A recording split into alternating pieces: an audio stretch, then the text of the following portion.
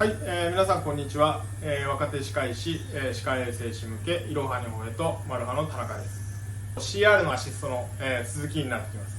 前回コントラ、そしてですね右食検知器を用いて、右食が残ってないかの確認を行いました。この後何をするか、重点になってきます。CR を重点することになるんですけども、一番初めに使うのはやはり一液性のボンディング剤になるんじゃないかなと思います。歯科医によっては二液性とか使われているところがあったりすると思うんですけども、基本的にはですね一液性が最近では主流になってきております。そしてですね稀になんですけども、このような形でエッチング剤を使われる場合もあります。エッチング剤を使う場合はどういう時か、どんな時でしょうか皆さん。エッチング剤を使う場合に関してはですね、やはり接着が欲しい場合に関してはエッチング剤を使ってきます。なんでこちらの例えば形成した可動が非常に大きいとか、そのような場合はエッチングを使っていくと思います。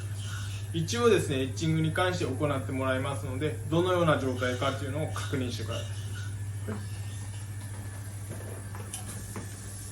エッチング剤に関してはですね、可動の周りエナメル質を中心にこのような形で塗っていくパターンがほとんどです。象牙質にはですねそこまで必要ないですので、エナメル質にこのような形でエッチング剤を置きます。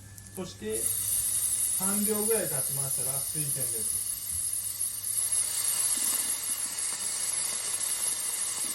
そして乾燥です。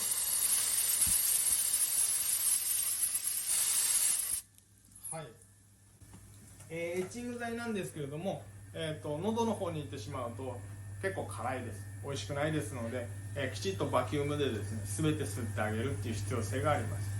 エッチングが終わりましたら今度はボンディングです。マイクロブラシを用いてボンディング剤垂らしておきます。そしてこちらのところに垂らしている状態でドクターにパスをします。そして唾液とかがあるような場合はバキュームで吸ってあげるんですけども、このような形でボンディング剤を塗って、その次は大体エアーです。なんで先々を読みながらアシストをするわけです。ありがとうございます。でボンディング剤こんな形でやったら今度はですねライトです。ライトの渡し方もポイントがあります。ドクターが持ちやすいようにライトを渡します。ドクターはこの際にですねこういう形で持ちますね。なのでここを持って渡すとドクター握れないですよね。なので一番いいパスの仕方はこのような形です。しかもここでそっと置くんではなくきちっと置く、これがポイントです。なんでかというと手に触れてる感覚がない場合ドクター気づかない時がありますので、必ずパスする際に関してはきちっと渡す、これがポイントになります。じゃあここで照射になります。照射の時もですねできるだけ唾液のことを気にしてあげてください。サクションも重要ですし、もし必要ならばバキュームを使う場合もあります。